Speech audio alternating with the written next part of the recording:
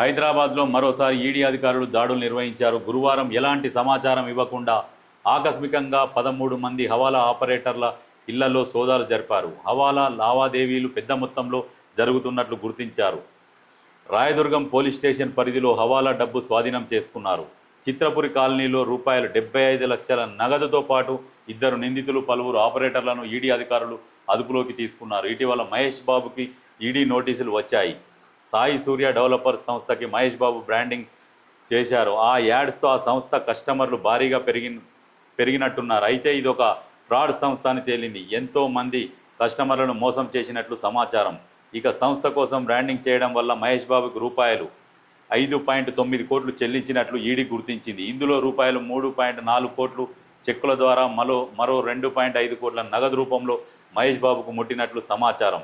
సాయి సూర్య developers, Surana group కలిసి మొత్తంగా 100 కోట్ల వరకు ఫ్రాడ్ చేసినట్లు తెలుస్తుంది. ఈ 100 కోట్ల వ్యవహారంలో భాగంగా ఈడీ వీరిపై కన్ను వేసింది. అందులో భాగంగానే మహేష్ బాబుకు చెల్లించిన మొత్తం పైన ఆరా తీస్తుంది. దీనిపై మహేష్ బాబుకు ఈడీ నోటీసులు జారీ చేసిన విషయం తెలిసిందే. అంతేకాదు, హైదరాబాద్ కేంద్ర స్థానంగా కార్యకలాపాలు కొనసాగిస్తున్న అన్ని గ్రూపులపై ఈడీ అధికారులు ఫోకస్ పెట్టారు. ఇటీవల సాయి సూర్య డెవలపర్స్ ఆఫీసుల్లో కూడా సోదాలు నిర్వహించారు.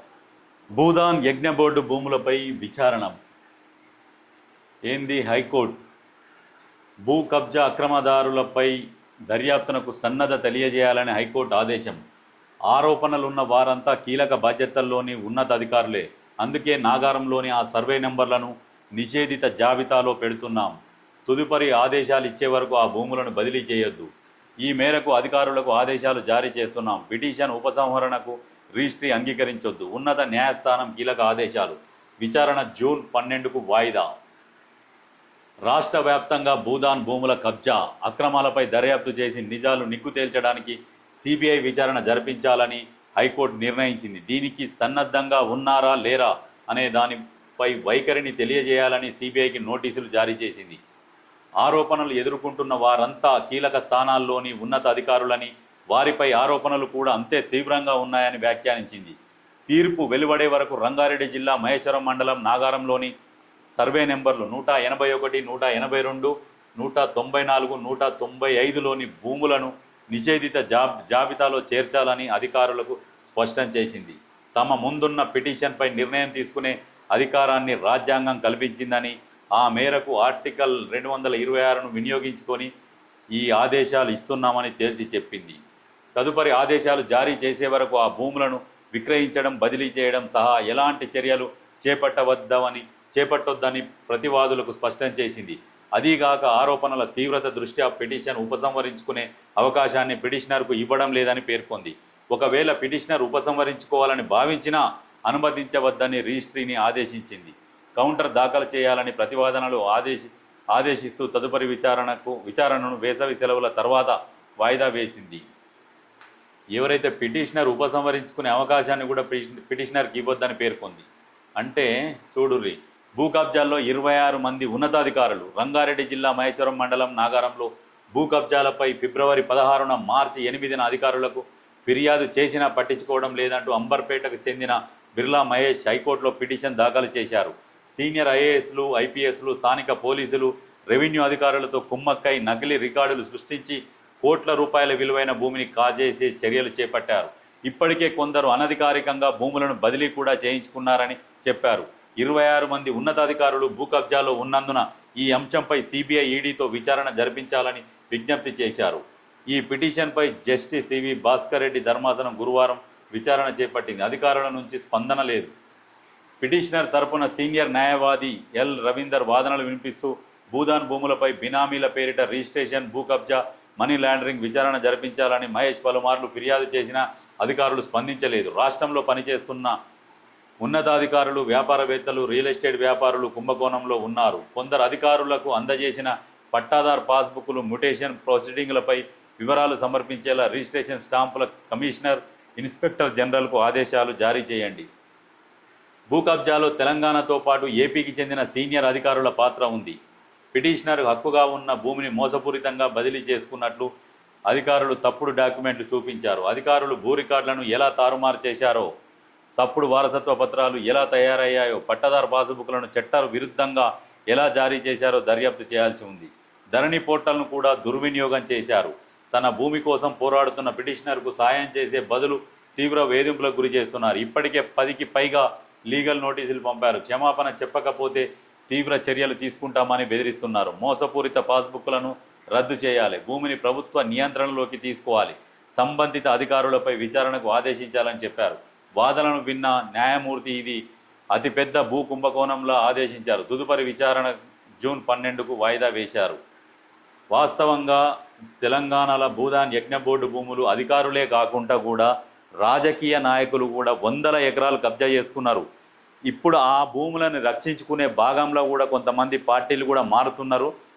అయితే ఇప్పుడున్న ప్రభుత్వానికి అది తెలియదేమో అని కొంతమంది అనుకుంటున్నారు. కానీ ఖచ్చితంగా ఈ ప్రభుత్వం కూడా ఈ భూదాన్ యజ్ఞ బోర్డు భూములను ఎవరెవరైతే కబ్జాలు చేసుకున్నారో వాళ్ళ దగ్గర నుంచి లాక్కోవాలి. 1000 ఎకరాల భూములు ఉన్నాయి. ఇప్పుడు ప్రభుత్వ భూములు అంటున్నాం కదా, భూదాన్ యజ్ఞ బోర్డులు ఉన్నాయి. ఇప్పుడు వాటిని పేదలకు, ఇప్పుడు భూదాన్ యజ్ఞ బోర్డు వ్యవస్థాపకులు ఎవరైతే ఉన్నారో వాళ్ళు పేదలకు ఇవ్వాలని చెప్పేసి ఆ సంకల్పంతో భూదాన్ యజ్ఞ బోర్డు స్థాపిస్తే భూదాన్ భూములు ఎక్కడున్నాయో అన్నీ కనిపెట్టి గద్దల్లాగా వచ్చి మొత్తం భూములను కబ్జాలు చేసుకొని కూర్చున్నారు.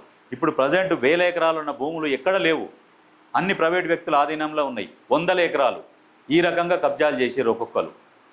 కానీ దీని మీద కూడా ఖచ్చితంగా ప్రభుత్వం ఒకసారి నిఘా పెట్టి విచారణ జరిపించేసి భూదాన్ యజ్ఞ బోర్డు భూములు ఎక్కడెక్కడ ఉన్నాయో వాటిని ప్రభుత్వం ఆధీనంలోకి తీసుకొని భూమి లేని పేదలకు, ఇల్లు లేని వాళ్ళకు పట్టాల రూపంలో వాళ్ళకి ఇస్తే బాగుంటుందని చెప్పేసి సంతోషం. ఆ పని చేస్తే మంచిది. బీజేపీ కీలక నేత మెదక్ ఎంపీ రఘునందన్ రావు ప్రశ్నించారు. గురువారం సిద్దిపేట జిల్లా కేంద్రంలోని బీజేపీ కార్యాలయంలో జరిగిన మీడియా సమావేశంలో రఘునందన్ రావు మాట్లాడుతూ పహల్గాంలో జరిగిన ఉగ్రదాడిని ఖండిస్తున్నట్లు తెలిపారు. పహల్గాంలో తీవ్రవాదుల చర్య దుర్మార్గమైనది, అన్యం పుణ్యం తెలవని 27 మంది పర్యాటకులను దుర్మార్గంగా చంపారని ఆవేదన వ్యక్తం చేశారు. ఏఐసిసి అగ్రనేత రాహుల్ గాంధీ విదేశాలకు వెళ్ళినప్పుడల్లా దేశంలో అలజడులు జరుగుతున్నాయని ఆరోపించారు. జమ్మూ కాశ్మీర్లో తెలంగాణకి చెందిన 150 మంది పర్యాటకులు ఉన్నారని తెలిపారు. ఈ దాడి ఘటనపై సోకాల్డ్ సెక్యులర్ మేధావులు ఎందుకు నోరు మెదపడం లేదని, వారికి దేశం పట్ల ప్రేమ లేదా అని నిలదీశారు. స్టాలిన్, కమల్ హాసన్, ప్రకాష్ రాజ్ ఎందుకు జమ్మూ కాశ్మీర్ ఘటనపై ఎందుకు మాట్లాడడం లేదని, ఈ దేశంపై వారికి ప్రేమ లేదా అని ప్రశ్నించారు. టెర్రరిస్ట్ సంస్థలపై మోడీ ప్రభుత్వం ఖచ్చితంగా చర్యలు తీసుకుంటుందని అన్నారు. రాబర్ట్ వాద్రా బీజేపీపై బురద జల్లటం మానుకోవాలని ఆయన వ్యాఖ్యలను తీవ్రంగా ఖండిస్తున్నామని చెప్పారు. ఎంఐఎం నేత అసదుద్దీన్ ఓవైసీ నిర్ణయాల వల్ల హైదరాబాద్లో అభివృద్ధి జరగలేదని విమర్శించారు. ఓవైసీ పేద ముస్లింల కోసం ఆలోచించడం లేదని చెప్పారు. డెవలప్మెంట్కి ముస్లింలను దూరంగా ఉంచేది ఎంఐఎం పార్టీ అని విమర్శించారు. తెలంగాణను ఇస్లామిక్ అడ్డాగా మార్చేందుకు కాంగ్రెస్ ప్రయత్నిస్తుందని ఆరోపించారు. హిందూ ధర్మం పరమత సహనాన్ని పాటించమని చెబుతోంది అన్నారు. హిందూ దేవాలయం మీద దాడులు చేస్తే ప్రజలు ఊరుకునే పరిస్థితుల్లో లేరని అన్నారు. మతం పేరిట జరిగిన దాడులను హిందువులు ఖండించాలని ఆలోచించాలని చెప్పారు. కాంగ్రెస్ అధికారంలోకి వచ్చిన తర్వాత రాష్ట్రం అల్లకల్లోలంగా మారిందని విమర్శించారు. ఇప్పుడు జమ్మూ కాశ్మీర్లో దాడి జరిగితే రాష్ట్రం అల్లకల్లోలంగా ఎందుకైంది? మరి కేంద్రంలో బీజేపీ ప్రభుత్వం ఉన్నది. ఇప్పుడు ఏం చేయాలి? చేస్తే యుద్ధమన్నా చేయాలి, తప్పదు. ఎందుకంటే ఇంకా ఎన్ని రోజులు? ఇప్పుడు రాహుల్ గాంధీ స్పందించిండు, రేవంత్ రెడ్డి స్పందించిండు, అందరు స్పందించిండ్రు. ఈ దుర్మార్గం, ఈ ఘటన, ఉగ్రవాదులపై ఖచ్చితంగా చర్యలు తీసుకోవాలని చెప్పేసి రాహుల్ గాంధీ కూడా అఖిలపక్ష మీటింగ్లో ఏ నిర్ణయం తీసుకున్నా నిర్ణయాలకు మేము అన్నిటికీ సపోర్ట్గానే ఉంటామన్నట్టుగా మాట్లాడిండు. కానీ కొన్ని ఏంటంటే ఇప్పుడు అసదుద్దీన్ ఓవైసీ నిర్ణయాల వల్ల హైదరాబాద్లో అభివృద్ధి జరగలేదని విమర్శించారు. ఇది వాస్తవమే. ఇప్పుడు వీళ్ళు ఏం చేస్తారంటే ఎంఐఎం వాళ్ళని చదువుకుంటే వాళ్ళకి తెలివి పెరుగుతుంది కాబట్టి వాళ్ళని చదువుకోనియరు, డెవలప్మెంట్ కానియరు. ఇప్పుడు అక్కడ రోడ్లు విస్తీర్ణంగా ఉండి ఇక మంచిగా ఉంటే అక్కడ స్కూళ్ళు కానీ విస్తీర్ణంగా ఉంటే ఏమవుతుందంటే తెలివి పెరుగుతుంది. స్కూళ్ళు కానీ పెరిగితే వాళ్ళు చదువుకుంటే తెలివి పెరిగితే మళ్ళీ ప్రశ్నిస్తారు. వీళ్ళేమో జూబ్లీహిల్స్ ఆ ఏరియాలలో ఉంటారు. ఎన్ని ఎకరాలలోనేమో వీళ్ళ ఇండ్లు ఉంటాయి. ఎంఐఎం ఓటర్లు ఏమో ఒక్క ఇంట్లో 10 మంది ఉంటారు, 2 3 రూమ్లలో. ఈ మ్యాక్సిమం ఓల్డ్ సిటీలో నైట్ మొత్తం బయట తిరుగుతుంటారు, డేలో పోతారు, ఇంట్లో వండుకుంటారు. చాలామంది మ్యాక్సిమం బయటనే తిరుగుతుంటారు. ఓల్డ్ సిటీలో నైట్ 12, 2 దాకా బయటనే తిరుగుతుంటారు.